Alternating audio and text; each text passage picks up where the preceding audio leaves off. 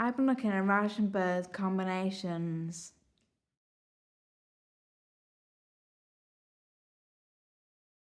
He took everyday objects and merged them with paintings.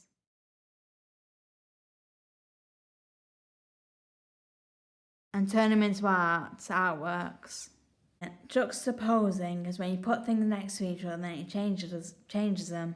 Combinations is a different thing because taking everyday objects and making them into artwork. So they become artwork. Because there's no distinction between art and everyday objects. I like Rauschenberg's work because it's interesting. I'm going to try experiments with that.